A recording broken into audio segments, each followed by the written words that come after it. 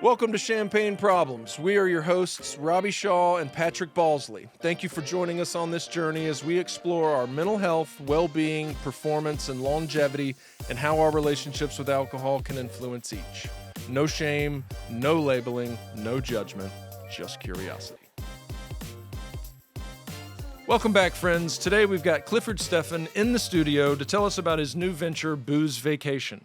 Clifford is the founder of Booze Vacation and holds the prestigious title Chief Vacation Officer inside the company. Booze Vacation is a health and wellness company for high-performing men who want to take their lives and careers to the next level, all by simply taking a break from booze. Booze Vacation is a program for men, but if you know someone that this would be a good fit for, this episode is for you as well. Let's go to Clifford.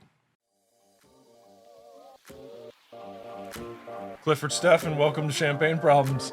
Thank you. Great to be here. We are pumped to have you here, man. I can't believe you made the trek across the country to come here. Hey. We are honored. All because of you, Robert.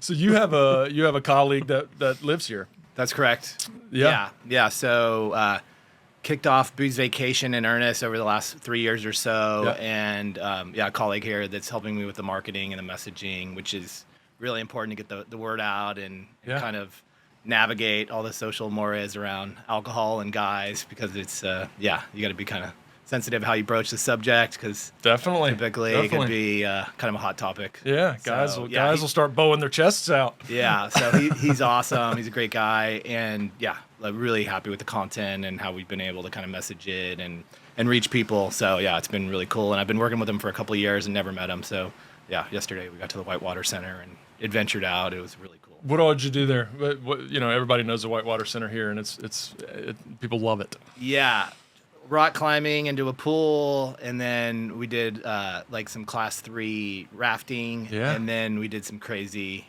regrettable zip line thing that was pretty outrageous. But I did it. Not a big heights guy. No, it's a big one. It was a big one. So it was a good adventure. Good deal. All right, so let's dive in. We like to start with some rapid fire. Sure. Nothing to do with Booze Vacation, but all to do with you. Get to know you real quickly. First question. First live music concert and where? Oh, man. So I don't know if it's my first one, but freshman year in high school, a good buddy of mine's older brother, took me under his wing, and we saw Monsters of Rock at Candlestick with like Metallica, Dokken, Scorpions. But that was loud. And I think I remember that too. Kingdom Come. So it was insane. And where was it again? Candlestick. Oh wow. Yeah. Sick. Yeah, so we got there at like 9 a.m, and then it was like a 2 to like 11 concert, and then it took us like 2 hours to get out of there, so it was like a total death march. Got in and barely made home alive, but it was a hell of an adventure. And good memory. Metallica was insane. Yeah. All right, we know you're a super healthy dude, but what's your guilty pleasure when it comes to food? Oh, man. Yeah. And if you don't do that anymore, what was it? What used to be, right? So, I'm pretty health conscious. I'm 51, and I just want to kind of goof off and act and look and feel like I'm in high school, ideally, and after kind of a significant wear and tear, trying to keep it together. But no, I mean, I've identified a diet that works really well. It's really enjoyable. I eat a ton of chocolate and chocolate. Yeah. There's coffee. It goes on and on. Coconut, wherever I can put it. So like on oatmeal and cookies and. But no, you're crazy, man. You're crazy. Often that question gets met with chocolate. Yes. Some people are pizza and McDonald's and Chick-fil-A, and then others are like, oh, just some chocolate. Love it. Who's the most famous person you've ever met? So we ran into Jack Johnson on the North Shore. It was pretty cool. Me and my wife were driving down the North Shore kind of by pipeline. I'm a surfer, and we had a convertible, and I saw Jack Johnson. I knew he kind of lived in that area, and I saw him riding a mountain bike with like a palm tree on his shoulder. And I was like, hey, there's Jack Johnson. And my wife's like, where? So we like turn around and like soccer-Razzied him. And she's like, Jack? And he's like, yeah. And he like Wrecks came his out bike. and he was like super cool and he gave us an autograph. Oh, and wow. Wife jumped out of the car. She's like, I'm not wearing any pants. And he's like, yeah, that's pretty common here. You know, he's wearing a bikini and all that. But yeah, so that was pretty cool. He's a super good dude. Love it. All right, this one's easy. If you could know the answer to any question, what would you ask? What's the right amount of alcohol to drink? You know, Okay. Okay. I think that's a top of mind Per one. person. Top of mind one, and obviously it's personal, but Yeah, kind of sure. top of mind for me and my peer groups. Yeah. For Cool. sure. Cool. What last one? What's your favorite view? Yeah, I mean you can't be North Shore. you can't beat the ocean, and yeah, definitely some waves there as well because I want to see like what's cooking so I can get out there hopefully. Nice. So Where are you from? College? You know, some of your hobbies, that kind of stuff. sure, yeah, from Silicon Valley, like Sunnyvale, San Jose area, and real active with sports. Played water polo, soccer, and tennis in high school. Went to Cal Poly San Luis Obispo, which is kind of Central California, kind of between the Bay Area and LA. Got a degree in nutritional science and a minor in psychology. And yeah, and so I didn't really use the degree for my profession, but I used it for, you know, kind of Everything else. my you know, scratching my own itch essentially, and got into HR. And then I wound up creating a compensation consulting firm. So we design employee and executive pay plans for pre-IPO tech and private companies in the Bay Area. So we kind of tell them what to pay what based off of the markets and the roles, et cetera. So yeah, so it was a good business and also gave me a little time and space to kind of work on other areas. So yeah. Very cool. Very cool. So how did Booze Vacation come about, man? Give us the genesis story. Oh man, it's a long one. Take your time, man. Yeah. It's a long one, but you know, I think there's plenty of guys out there that you know they say to get mastery in something you have to do it for 10,000 hours. So I think there's plenty of my peers that have 10,000 hours in drinking beers with the boys, and I was definitely one of those. Real social, real extroverted. Always wanted to be doing something. I think what's unique about me and my story is I spent about 10,000 hours trying to mop up, you know, all the health and quality of life issues that it created by that lifestyle and, you know, of associating alcohol with fun, friends, and events and a reward system. You know, you're working hard, you got to play, you got to go to this event, and, you know, you got to hopefully have some fun. And so, yeah, it just, as I aged, you know, into, you know, started drinking, you know, freshman year in high school, and you know, you get in your 30s and especially in your 40s, and it's precipitating a lot of issues. Nothing crazy, but yeah, you know, you're not looking and feeling as good. Your sleep kind of sucks. You're kind of stressed. You're drinking too much coffee. Maybe getting back some bad blood work. And yeah, kind of just your mood is kind of up and down, and you're not as present, and you know your relationships aren't as great as they can be. You know, all those types. Everything of you things. need for a good midlife crisis. Right. Yeah. So, you know, and honestly, you know, I wasn't setting out to get smarter with my alcohol use. I was setting out to like play dumb with my alcohol use for as long as humanly possible. Right. You know, up until 100 ideally. And you know, I just kind of wound up coming to a different path when I finally got there. It's like, whoa, yeah, this doesn't work very well. I need to, you know, take a break. So I got inspired to take a 1-year break. There was one book that did it for me in 4 hours. It's called Alcohol Lied to Me. And it was super entertaining and quick read. It's like, I listened to it. I'm like, oh crap, I gotta take a break. And it's funny because I had tried, you know, kind of any and all interventions to, you know, because I was really diligent about health and wellness. And so it's like meditation and diet and fitness and supplements. But it's like ultimately, you know, I found out the obvious, you know, you can't override your physiology. You know, How long did you go through that? Oh man. Like when you were kind of experimenting? Yeah, you know, like I said, I was starting to, you know, precipitate issues, and I was aware enough to know that this isn't good, and this isn't, you know, going to lead to good long-term, you know, kind of circumstances. So yeah, I was grinding on it for longer than I care to admit, but you know, easily 10 plus years, you know, before I kind of finally, you know, got inspired to test the last thing, which was, you know, giving an extended break from alcohol, because I think a lot of guys do, you know, they try to cut back and they do 1 month, but it's just not enough time Not to kind sustainable. of, it's just not enough time to learn anything valuable. I think it's actually very counterproductive because you kind of go through the hardest part, you kind of mope around, watch the clock, and you're like, oh yeah, that sucked. I proved I can do it. Yeah. And there's all these like negative things, and then it's like, and then you're stuck again because it's like ultimately, age, wear and tear, tolerance. It's a bad equation. Well, it often becomes a justification, right? Like I did it. I can do it. I proved that I can do it. Right. Right. Yeah. So I don't need to do it anymore because I proved I can. And it was terrible, and I got nothing out of it. Right. Yeah. And now I'm going to reward myself because I did it. Right. Yeah. Yeah. Yeah. And so, by taking that extended break, it was just really game changing because all the things that I had done, from the diet and fitness and mindset and all that actually worked fantastically well. It was just being done out of sequence. So, alcohol's kind of the master key to, and I'll say that to my peers, like anybody that's going to the gym or eating kale salads or supplements or trying to be more mindful, you can do that, but you're going to get results that will disappoint, and you're going to wind up stop doing them or not doing them as well because, you just can't, again, override your physiology when it comes to alcohol. It negatively affects so many functions and systems in your body, from your sleep to your testosterone levels to what you're eating and the amounts and the frequency, your cortisol levels, your stress, your performance, so it's just really easy to get stuck in these negative feedback loops where, you're kind of just constantly never getting anywhere. And so, and then, again, guys over time, more responsibility, they'll kind of like start letting things slip. And then it's just, it goes downhill pretty quickly. Yeah. My interest always peaks when taking a break from alcohol can look like a lot of different things for different people, right? I mean, there's a reason why we drink, and there's different reasons for most people. Everybody's got kind of something they get out of it. Now, it sounds like you were more social and it was very rewarding and relieving and fun. And so removing it might have been more of a physical, mental reward, and you feel that kind of quickly, where there's a lot of people who are drinking for maybe a little more deep-rooted issues. You being a psychology major would get that. And so taking those breaks, going into these longer extended periods of time might be tougher.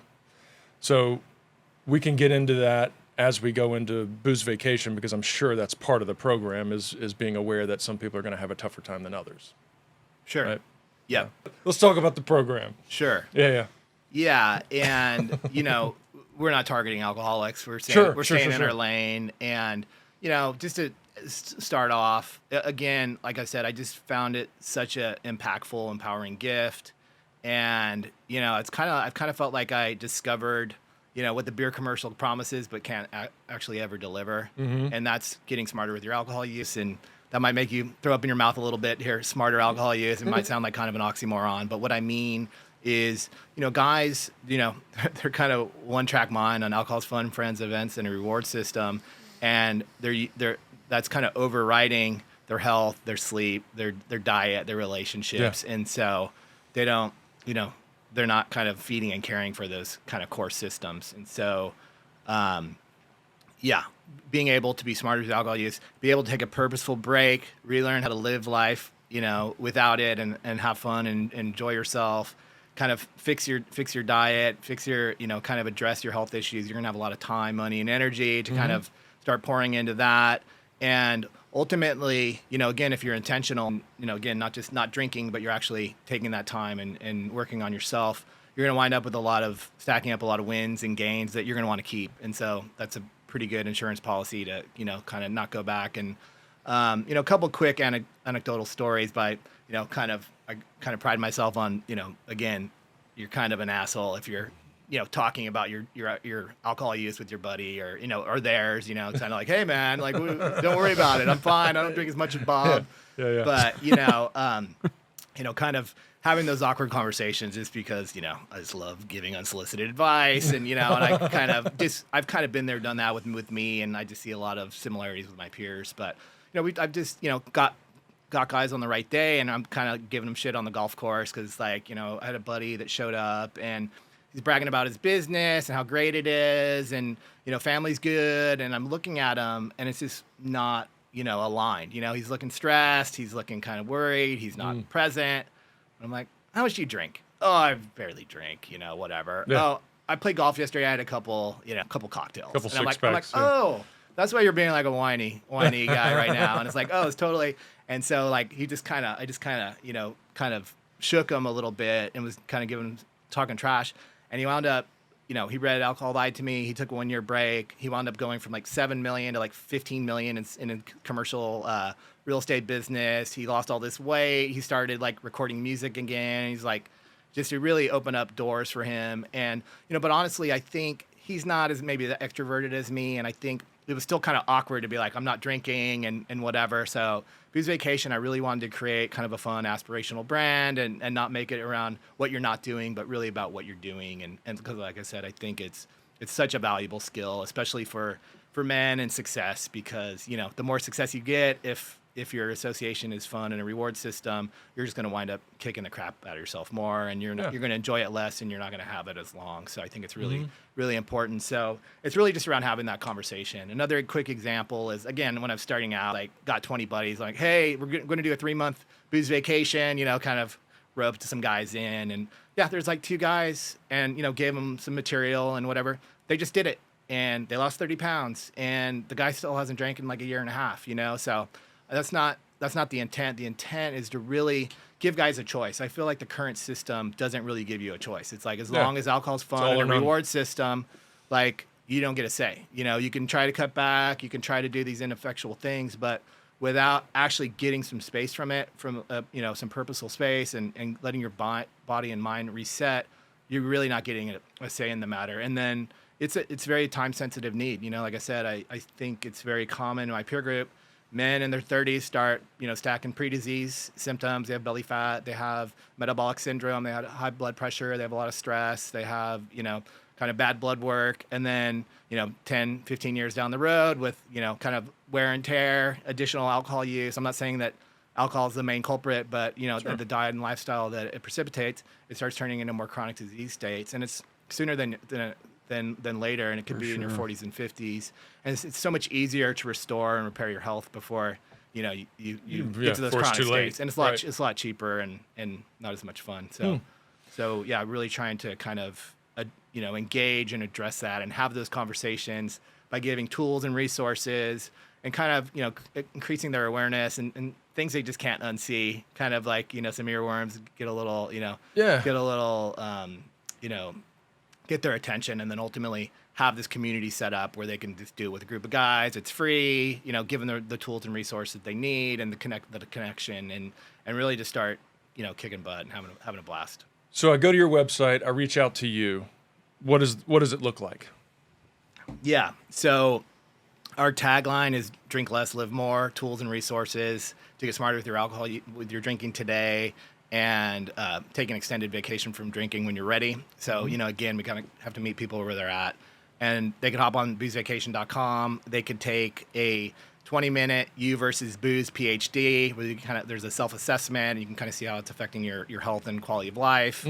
And, kind of get some other information. You could also do 1-week quick win challenges. So, again, kind of not any lifestyle changes, but just kind of more awareness and exercises to kind of start kind of planting the seeds there, and then ultimately when and as they're ready, they can take a 3 to 12 month booze vacation and kind of get in with their community and free events and resources and tools that they need to have a successful booze vacation and have a blast. Okay. Are you seeing that a lot of those guys are converting once they kind of they do the assessment, they gain a little bit of insight, a little bit of clarity, and then it's like, all right, now this starts to make sense.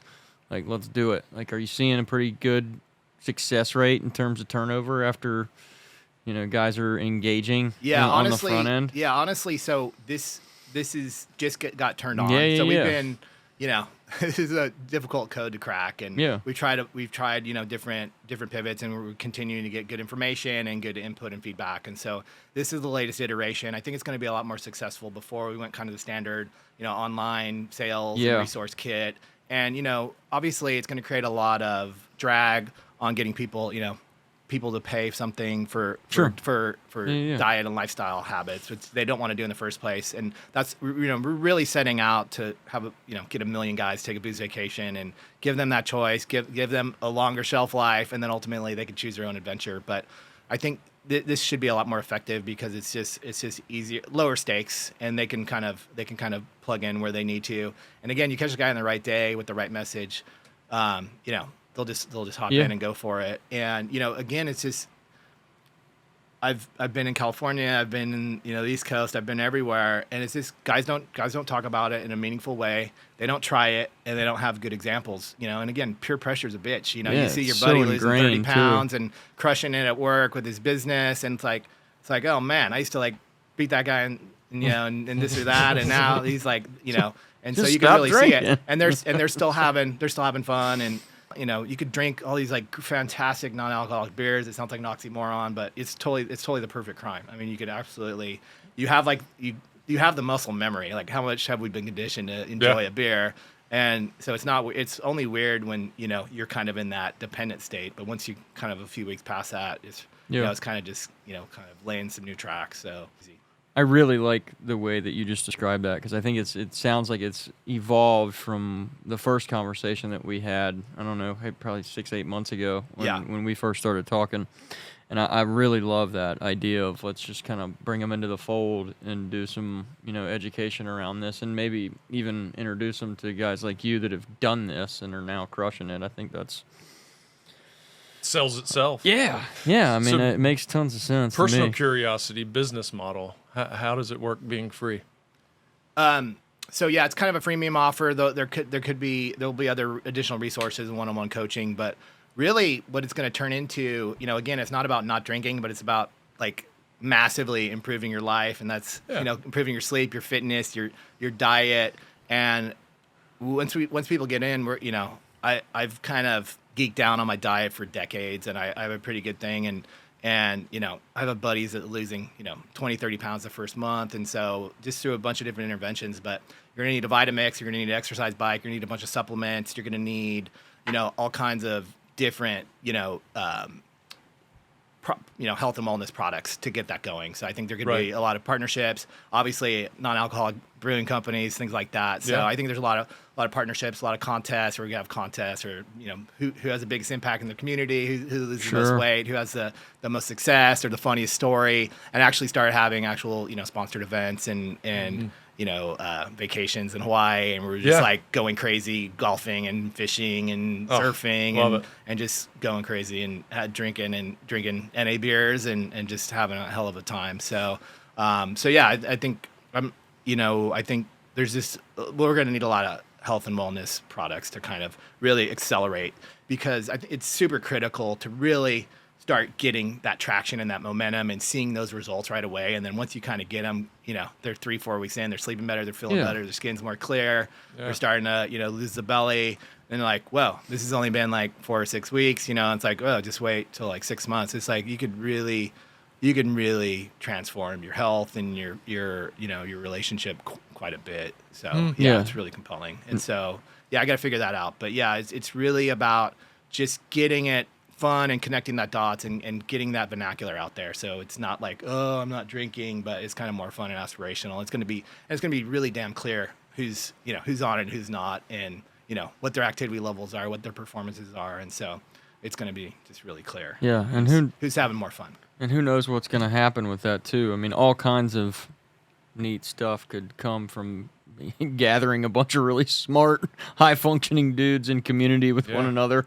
Oh, absolutely. And removing the thing that kind of dumbing things down, Oh, for sure. Yeah, like, I wasn't a high achiever, but I have this consulting business. Yeah. I have this like brainchild. I've kind of found my passion, and my health and my fitness and my sleep and just everything. And then the same with my buddies. And so you're absolutely right. Like, kind of anybody, it's just really going to give them so much more horsepower and so much more energy and zest that.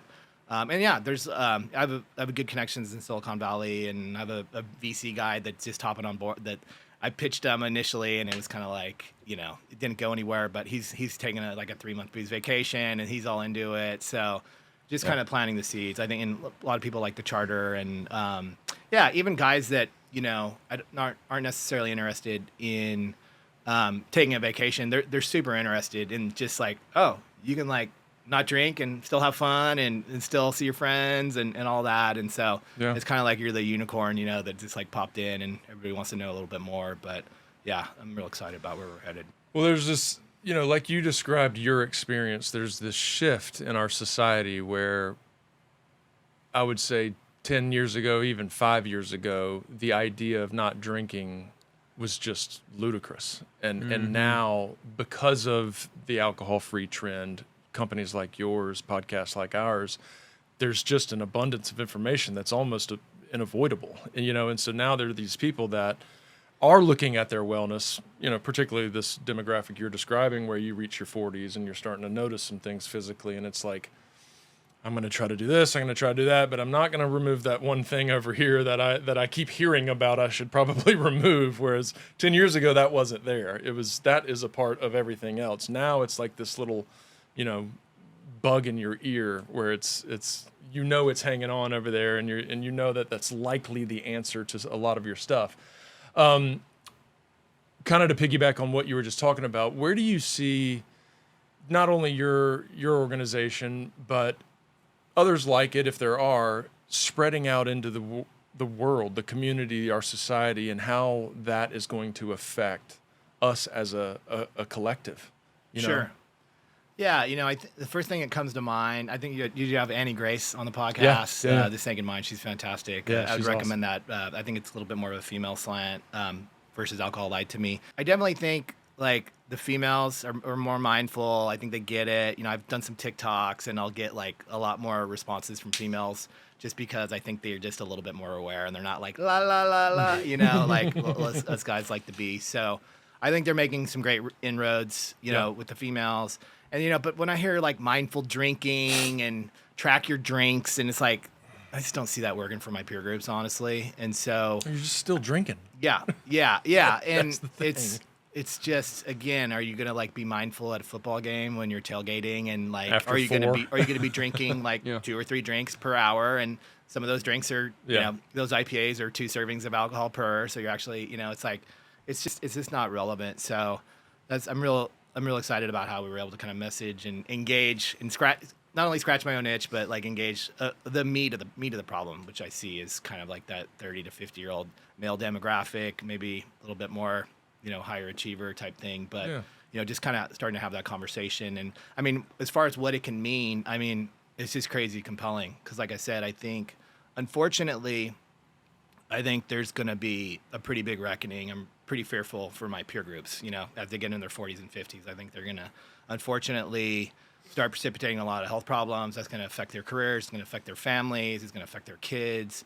And so, that just tears me up. And so, and being able to kind of, turn that around and just like catch the guys right before, to catch that pre-disease right before it turns into chronic disease, and like really start cleaning up things and improving things. And you're just so much more present. You're just such a better performer. You're a better partner. It's just so much good that could be done. And then you're just giving them all this extra time and energy to kind of, give their gifts and contribute in their own way. So I think it's super important because, it's kind of like driving around with your emergency brake on all the time. And it's just, a lot of guys are dragging ass and discontent. And it's unfortunate because, again, my peer groups, they have big businesses and careers, and they're in the best schools and families and all that. And then it's like, I see them and they're kind of discontent. I think there's a real disconnection because, they have it all on paper. They kind of look, they're at the peak of Maslow's hierarchy of needs, and yet they kind of feel like they're stuck in the survival mode and just want to have a little me time. I just want to get through it. And it's like, they're looking and feeling like crap quite a bit as they age. And so, they're not present, they're not performing well, and it's snowballing. And it's really, I think it eats away at them, and it's not healthy, and it's not much fun. So, I think it's a really big opportunity, and I just think the benefits and impact are just immeasurable as far as like what that means when you have a guy that's all of a sudden like going from this to that. It's just it's really tremendous, and I've seen it, and that's really what gets me juiced. So hearing that. And I love that answer because the first thing I think of are fathers. And I know not everybody's a parent, but there are a lot of fathers out there, and there are a lot of kids who are watching their fathers be in that state, that discontent, that come home and just, oh God, I just need a beer, longest day ever. Like, No, it was a day like we all have. You don't necessarily need that. And the kids, the generational learning, just it's how I learned. Sure. I mean, I grew up 100 yards that way.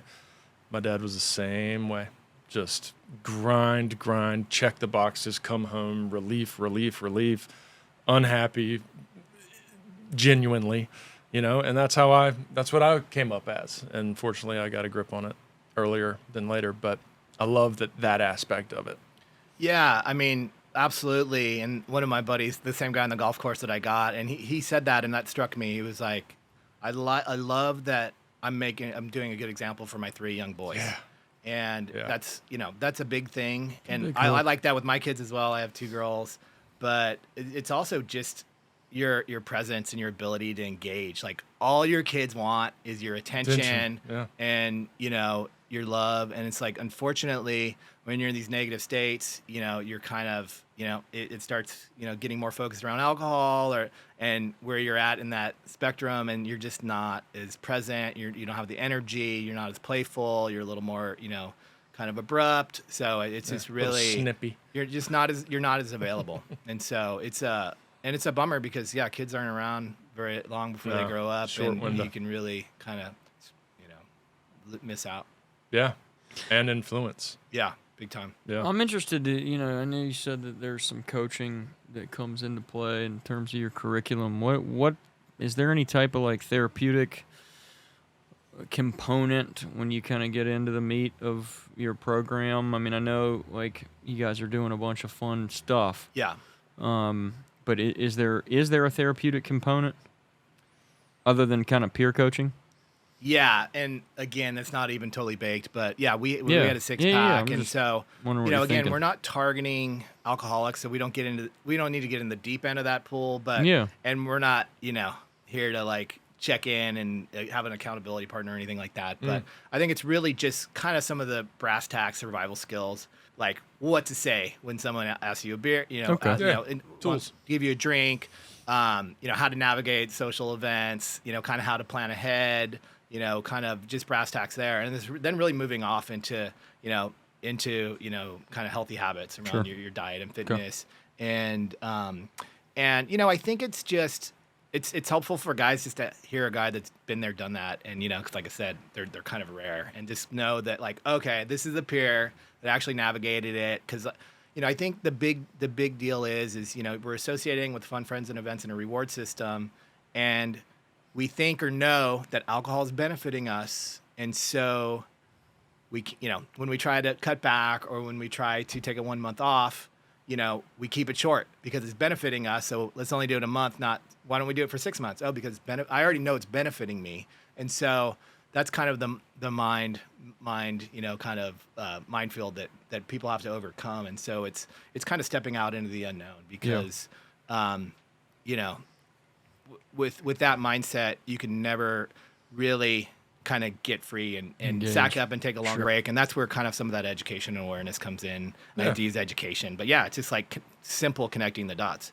You have 3 drinks, you're sleeping 40% less. You sleep poorly, your testosterone levels are down. You have low drive, you have low libido, you're going to have worse sex. You're going to be, you're going to be a worse partner because you're going to have less energy and empathy. You're going to, create leaky gut and inflammation throughout your body. Cancer loves inflammation. It's just like connecting all these pieces. And it's like, and if alcohol's fun, alcohol is oftentimes fun because it's just kind of a juxtaposition. It's like you go big on the weekend and then you feel like crap, and then you have all this work to do and you don't do it very well, and that creates stress. The need to drink. And instead of being at a level 5 or 6 on the workday, you're at a 3 or a 4. And so you're just like such in a crappy state. It's like, I need to like bump this up. I don't care what the I hell gotta I drink. need to do. You get your alcohol going, and you get it for whatever, 20 minutes, an hour and a half before you're like, the frontal lobe's shutting down, and then you're never really present. And that's key to happiness. You have to be okay with the present moment. And why would you want to be okay with the present moment when you look and feel like crap all the time? So that's kind of some of just the brass tacks of how it's not delivering as promised in those beer commercials. So two quick questions on that in that space, and then we'll move towards the end of this. One is, as you know, Patrick and I are both in recovery. We both work in that space. If someone reaches out to you, is attracted to your program, wants to give it a shot, but clearly displays a little bit further on the spectrum of the addiction to alcohol, what do you do? Do you refer out? Absolutely. Yeah, yeah. Absolutely. Cool. Yeah. No, stay in our lane. Yeah, And yeah. And I by no means want to give the sense that, oh yeah, we can fix We got you. We can fix you. Yeah. We're really just kind of, targeting and trying to do a kind of a bit of a pattern interrupt with people that can pull it off. Very cool. And, to that point, there's plenty of guys out there that think, oh yeah, that's me. Right. Until they try. That's right. And they're like, oh crap, I think I'm a little further now. That's kind of more my question. And so absolutely. And that's a beautiful thing to know. It's like, that's something you want to know You earlier and help later them become versus aware. like, oh, I lost my job or my wife left me or whatever. It's like, the blinker's going off, like go check the engine light. Yeah. And yeah, there's, great resources out there. And yeah, if we can flag those, then that's great. But yeah, by no means do we have any expertise or kind of guidance there other than just partnering with guys like you. Yeah. And then the other one was, I've read and you mentioned, I think you said easy wins. It might have been called something else. What was it? Quick win. quick wins. Quick wins. Quick wins challenge. What's that like? Early on, getting a little sense of confidence in your ability to. Yeah, just kind of, again, honing in on some of these health and diet concepts when it comes to sleep, for example, kind of tracking your sleep and tracking your, kind of some of your health and quality of life stuff. Some exercises around alcohol and the enjoyment phase and, maybe experimenting with the NAs and kind of speaking to, kind of some of the realities there. I mean, clearly no one picks up a glass of alcohol and goes, wow, this tastes fantastic. And kind of hitting on some of, kind of where they would go and how actually, NA beers are very, very delicious and kind of just hitting on some of these different concepts. There's also, one of the challenges is listening to the Andrew Huberman podcast, the 2-hour podcast. On alcohol. That's hard. That's hard done on here. So just kind of different things to kind of, kind of wet their whistle and get them thinking about that. So, Gotcha. Yeah. Cool. Nice. All So right. give us your top 3 benefits from giving up alcohol. Sleep is so critical. I mean, how quickly you age, your hormones, your stress levels, your performance, your energy, what you eat, your weight gain. You just will not sleep well with, regular alcohol use. So that was huge. And honestly, that was kind of the straw that broke the camel's back with me and me trying to play dumb with my alcohol use. Like I just had apnea and I just felt terrible. I would work out and I would eat right. And I just felt terrible, super foggy. So sleep is huge. Just, a clear mind, you're not so up and down, you're more level, you're more present. So I think there's, kind of just your operating system is more geared for performance and, being able to handle, issues and things like that. And then it's just like diet and fitness. It's like, again, if you're out there trying to work out extra hard so you can go big on the weekend, it's just like, you can pull that off for a while, but you're pissing up wind. It's you're not going to get the results you want. It's physiologically you're going to be eating more and eating crappier food. So it's so much easier to impact your health and have better food choices when your mind and body are balanced, and then you just get such better results when it comes to whatever it is you're doing. You want to get better at sports, or you want to grow some muscle, or just improve your cardio and your look and feel, and just results. Awesome. So this last question is kind of our power question. It's, you've ultimately been answering it this entire conversation, but if we can condense it down into a little power punch, the question is, Clifford Stephan, why do you care? Yeah. Like I said, I care because, if I didn't go through this 10,000 hours of trying to mop up all these issues with alcohol and finally begrudgingly kind of come to this realization, I care because I just see a lack of awareness and a cluelessness in this, let's play dumb with our alcohol use type of thing. And I know where that's heading, and I'm just not cool with that. So I care because I love my bros and I want them to kick ass, and I love their families, and I love their potential and what they can do. And so it's just, you got to figure this out, or you're just going to be you're going to have a lot of hard times that are completely unfounded, and all the hard work that's been done, you're just going to be kind of negating it. So I think that's a shame, and I'm not cool with that. Love it. Yeah, well, yeah. Great answer. Clifford, thank you for making the trek. Hey. Yeah, man. This has been great, dude. I'm really looking forward to seeing how all this unfolds for you, man. Yeah. And we're here to support it. I'd love for you guys to keep us in mind. Yeah, for you sure. Help us get a couple guys in the boat. You got it. And think of it. So awesome. Absolutely. Thank you. All right, man. Thank you. Thanks for being here.